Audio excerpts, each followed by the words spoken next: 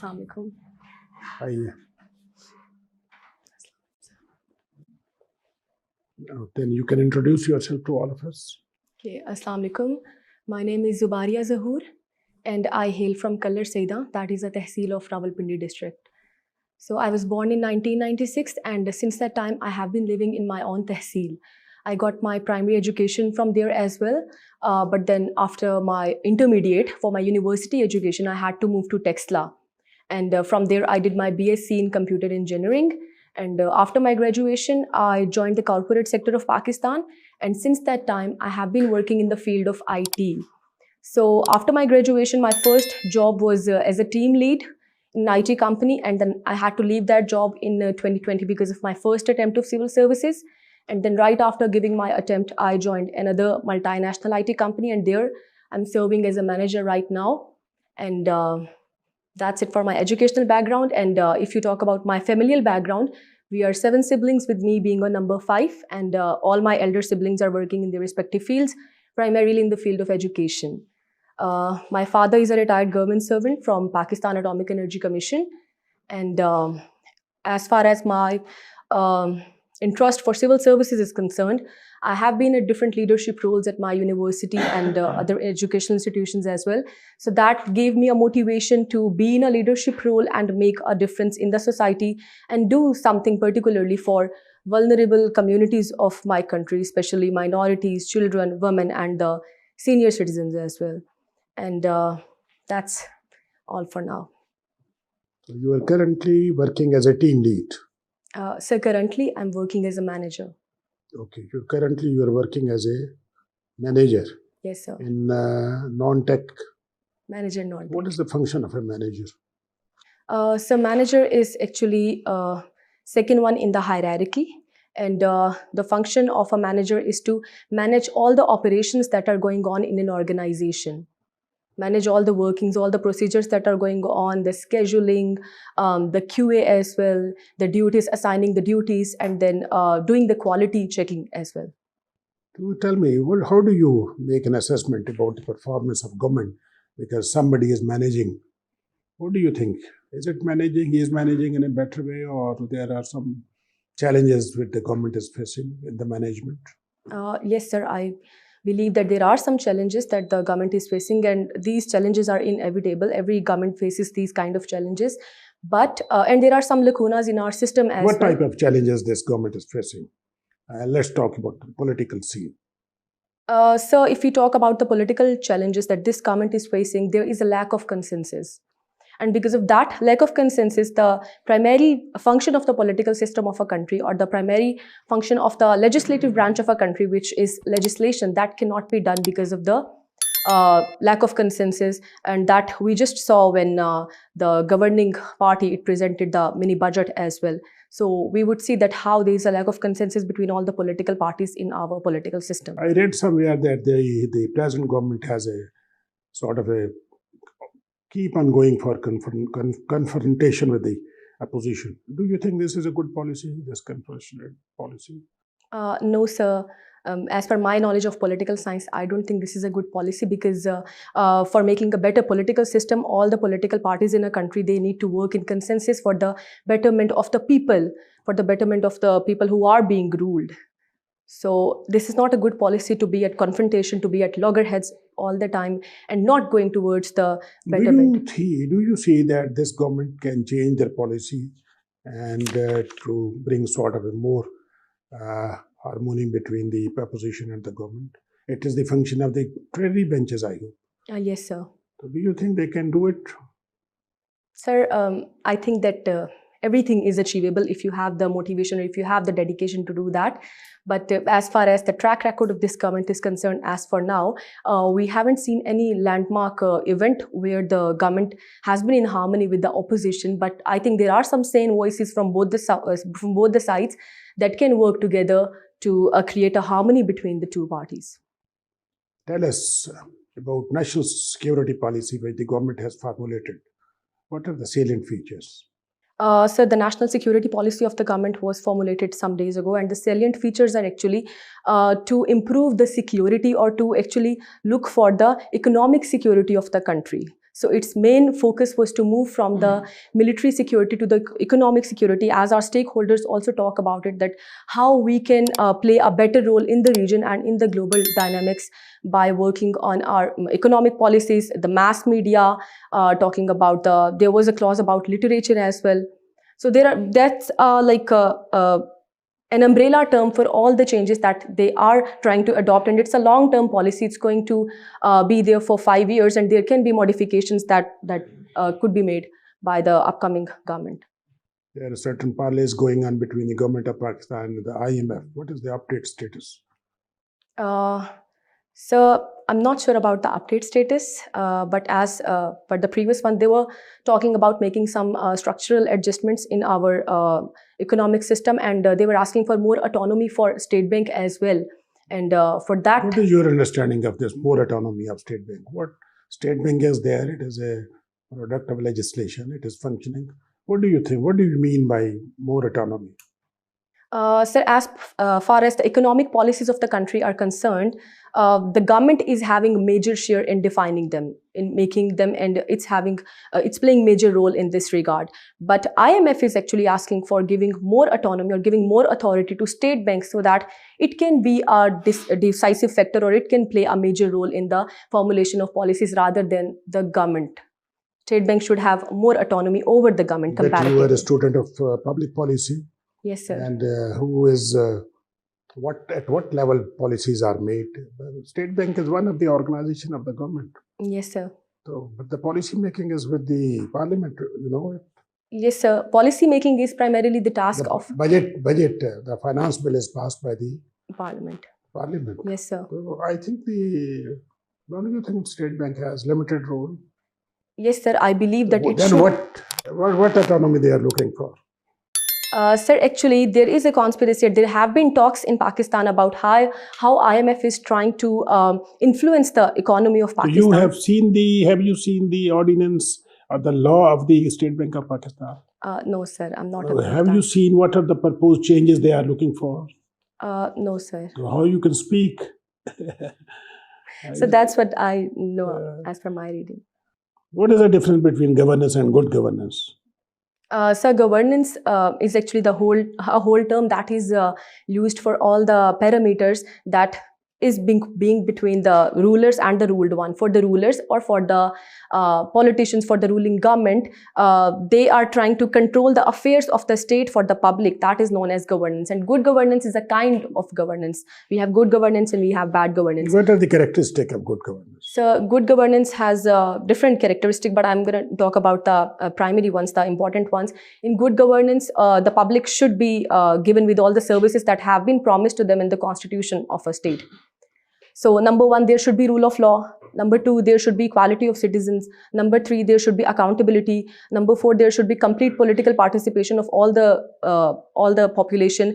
And number 5, there should be independent judiciary.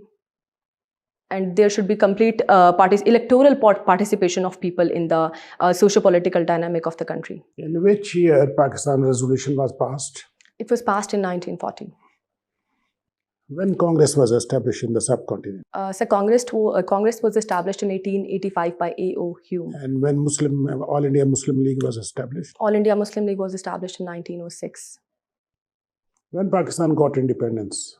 Pakistan got its independence on 14th of August 1947. Who are the signatory of the 73 Constitution? Can you name 1, 2, 3 persons? The writers? The signatory of the 73 Constitution of Pakistan. So, may I make a guess? Okay. You tell me what are the salient features of Pakistan Constitution 1973. So talking about the salient features of 1973 Constitution, number 1, it promises a bicameral legislature consisting of Senate and National Assembly. Number 2, it talks about the principle of federalism, where there will be a federation and there will be some autonomous units known as provinces in our constitution. Number 3, it talks about Islamic provisions as well. Number 4, it talks about making local government in Pakistan. Number 5, it grants us with the principles of policy and fundamental rights. Number 6, there is objective resolution as well. And number 7, it talks about the appointment of judges, appointment of armed officers, appointment of the formation of the legislature as well. And it talks about appointment of executives. That's what I can recall as for now. How you compare Pakistan relations with the USA and then USA relation with India? What are your views? Sir, as far as history is concerned, and if we look at India's relation with US, so India has been more inclined towards Russia in the past, but right now we can see for the containment of China primarily in the Indo-Pacific, India is inclining more towards US is inclining more towards India, and we can see the examples of a Quad and the exercises that have been going on in Malabar. But if you talk about Pakistan, Pakistan has been with US for a very long time, but still, despite that long journey since the time of CENTO, from the time of Liaquat Ali Khan, and then talking about Afghan war, then talking about war on terror and the current scenario, I think still throughout this journey there is some kind of mistrust between US and Pakistan that we have not been able to overcome. Thank you. Thank you, sir. So PAS is your first preference. Yes, sir. What is the hierarchy of PAS in a district? Sir, in a district, we have at the top we have deputy commissioner, we have assistant commissioner, and then we have with assistant commissioner there are working. I'm not sure about the official positions, but there are tehsildars and there are gardawars and patwaris who are working for land revenues basically. Compare the PAS, which was formerly known as DMG, in the 90s and with the PAS, which is in 21st century. What are the salient differences? Okay. Sir, as far as DMG group is concerned, district management group, I believe that had more powers than the current PAS, that is Pakistan Administrative Services. And in most of the parts, we would see they have magistracy powers as well that our public administrative servants today don't have, especially in the areas of Punjab and KP, except for the tribal areas. That's one difference I know. And again, it's about having more authority. And I think that authority has now been limited. So, executive magistracy were withdrawn. By whom? Sir, sorry, I don't know about Justice Naseem Hassan Shah. Thank you. Do you think that magistrate power should rest with ACs? Or they shouldn't rest with the ACs? Sir, as we learned that, as we have read that absolute power should not be given to a particular position holder. So I think this decision was right. If we look at the previous records of DMG services, I think this is right. And magistracy power, it should not rest with the ACs until and unless it is granted in some situations where it is needed. For example, where there is a situation of rule of law is in jeopardy. In that case, magistracy power is granted to them. But generally, I think it's not a good practice. Yes, sir. What is the current status of Gilgit-Baltistan vis-a-vis Pakistan constitution? Sir, Gilgit-Baltistan was actually in the as per the political map of Pakistan, Gilgit-Baltistan was being considered as a province. But the problems with that is that Gilgit-Baltistan is considered a part of Kashmir. And constitutionally, is it Pakistan's province? No, sir. Constitutionally, it is not. Why not? So there are two primary reasons for that. Number one, if we consider it a province, then the de facto arrangement of India, like India is having control over Indian occupied Kashmir, Pakistan is having control over the Azad Kashmir, and Gilgit-Baltistan is on our side as well. So they would think that we have actually accepted the de facto arrangement of Kashmir.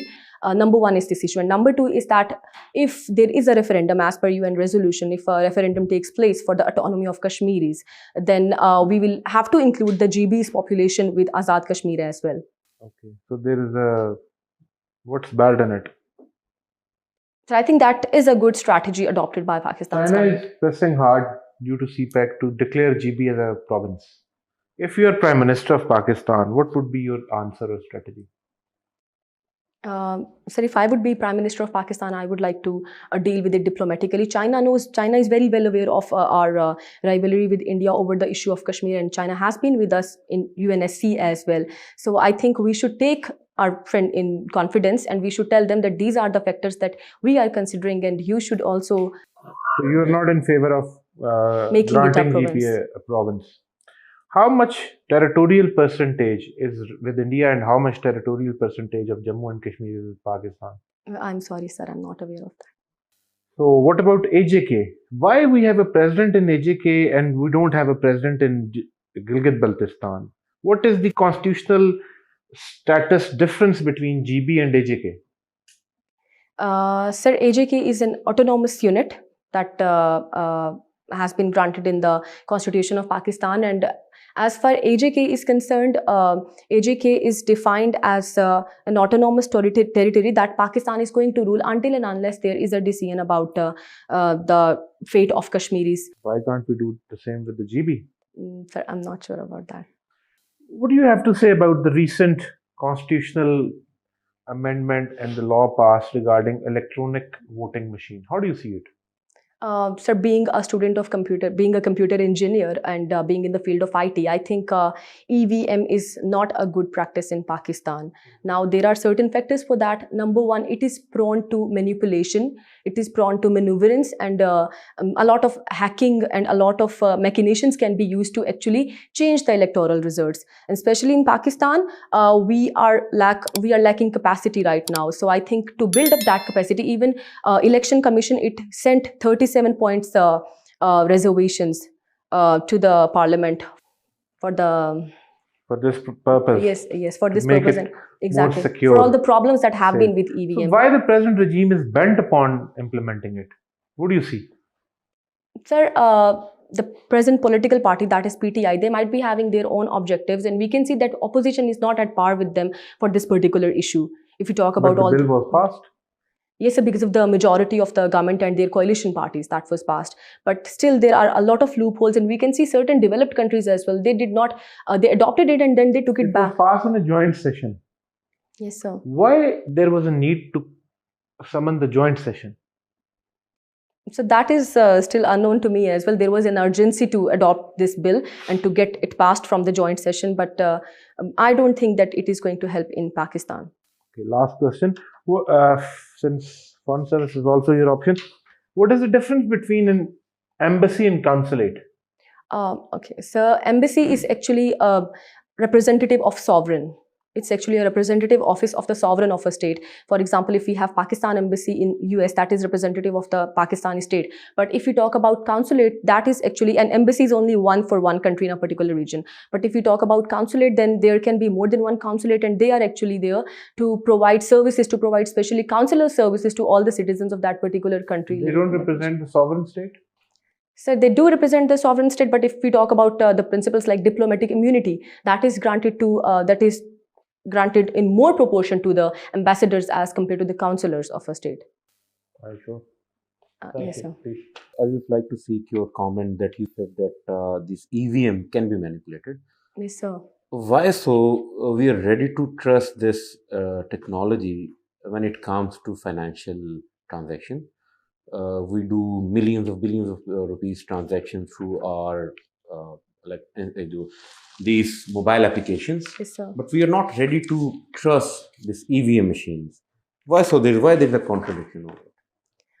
So first of all, as I already mentioned, there is a lack of capacity, especially within the state of Pakistan. We might not be able to adopt it, especially at this particular stage, because we are already in shambles. So if we talk about trust on technology, then your point is valid that we keep saying that all the banking should be online, all the banking should be through websites, applications. But as far as EVM is concerned, it actually talks about the electoral process. And I think as far as electoral process is concerned, our population is not that much aware, and it does not have that much awareness about IT tools specifically.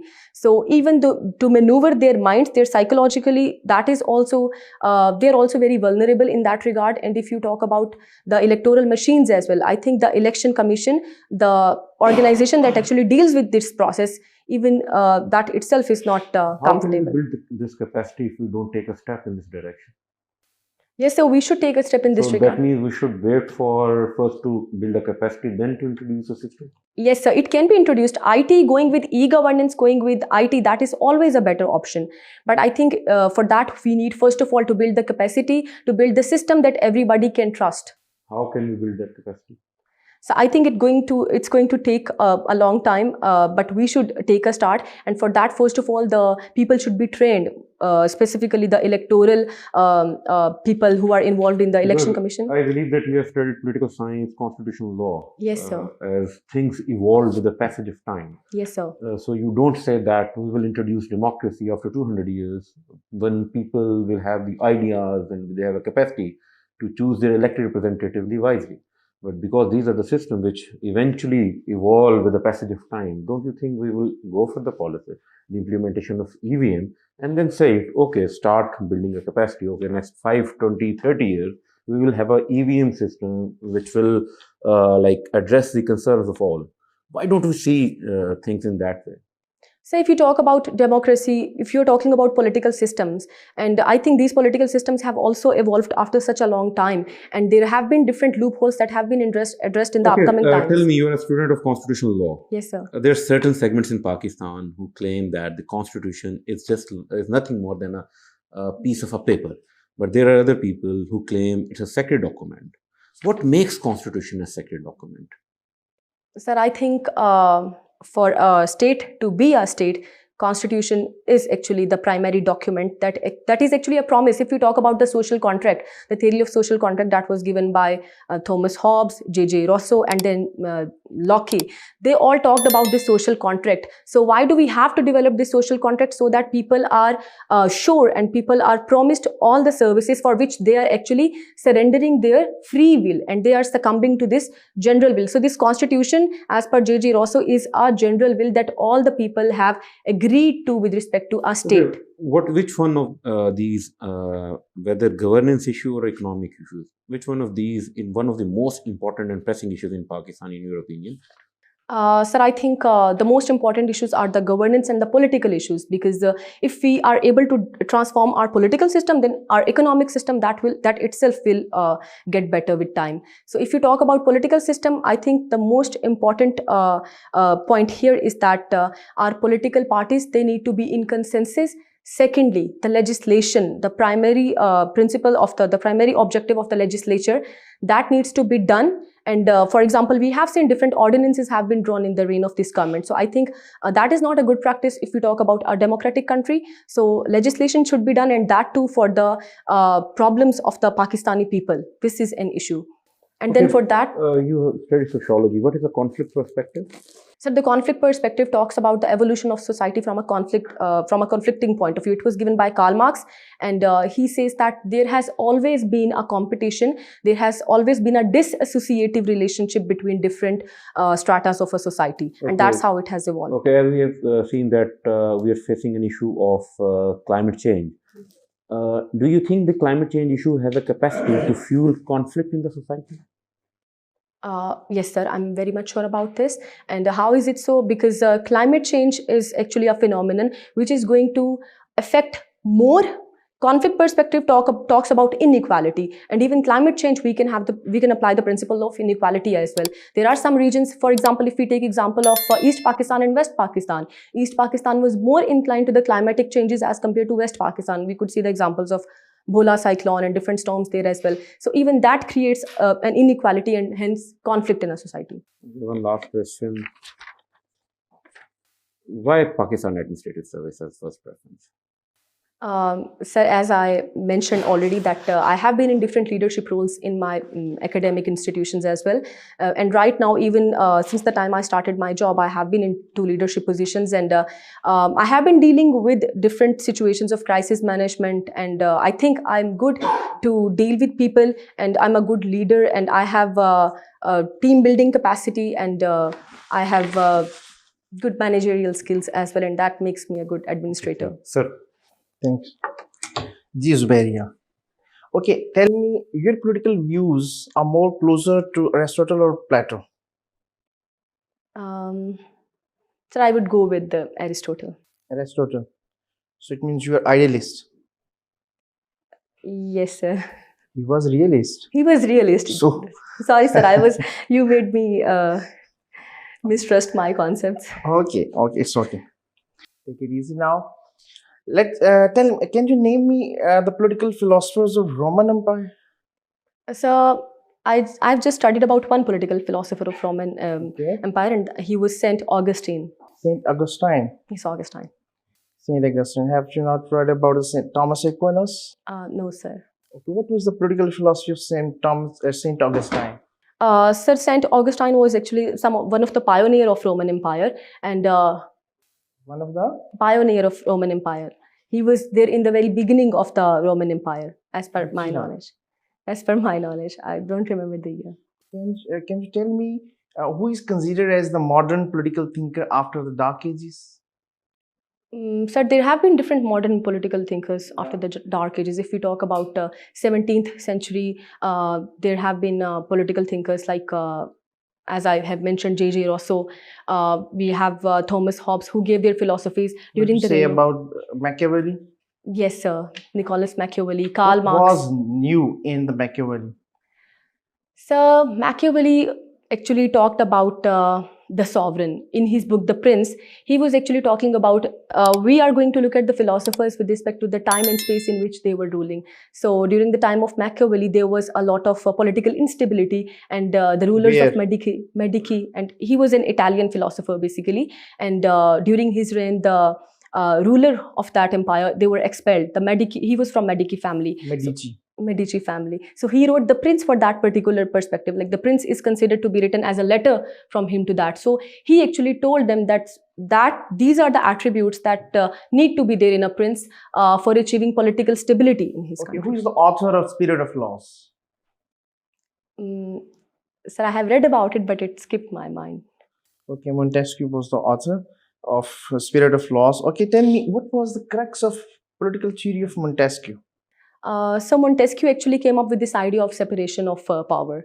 So he said the separation of powers that we could see in different developed nations right now, the legislature, executive, and judiciary. So his crux This was his political arrangement. Yes, sir. What was his basic purpose of his political philosophy? Sir, yes, sir. Sir, the basic purpose for this political arrangement was to have checks and balances.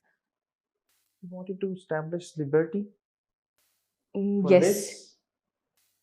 Okay, can you tell me how the political philosophies of Hobbes, Locke, Montesquieu, and Rousseau contributed toward the making of US Constitution?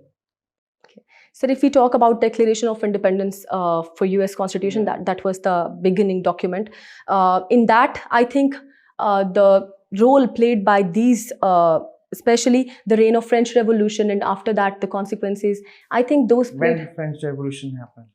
it took place in 1789, I And guess. when American Independence Declaration of Independence? 1776, I So missed how that. this- That happened after that. So it was inspired by the philosophies of these, because they talk about, again, as I mentioned, general will. They talk about liberty. They talk about all the promises that a state makes with the rulers make with the ruled ones. The promises of liberty, the promises of equality of law, the promises of rule of law for all the basic necessities, public service delivery, all of these. So, and no one is above the law. That is actually the primary focus, because before these people used to believe in divine right of kings. So it was abolished after this, and rule of divine law. right of king in all European states? No, sir, not in all European states. I'm not sure about the states, but I'm sure about the relation between the two. What is the difference between general will, actual will, and public mind? General will, actual will. Okay, actual will and general will. Sir, actual will is actually free will. Free will and general will? Sir, general will is actually the will that has been adopted by the society as a whole. General, that's why we call it general. And free will is my will, what I want to do. But general will says that what I want to do cannot be done, because that might not be in harmony with what other people of my own society want to do. Well, may I say general will is like the contract? Yes, sir, that's a social contract. Social contract. What utilitarian says about the social contract? Sir, utilitarians, Stuart Mill and Jeremy Bentham, they say that whatever deeds we are doing, whatever deeds people are doing in a society or in a state, they should be done for a positive purpose, for a good reason, and this should be in favor of the majority of the public. What is communism? So communism is actually a political system, and it talks about the system where the ultimate power is held by the government, and there is no private property, and the market forces don't control anything. All the control is exercised by the government, and it's an economic system and a political system as well. And its refined version is socialism that gives us economic liberty, but not the political. Okay, what is Marxism then? So Marxism has some similarity with communism, but there are some differences because Marx always talks about the conflict perspective. But Marx is the leading contributor to communism as well.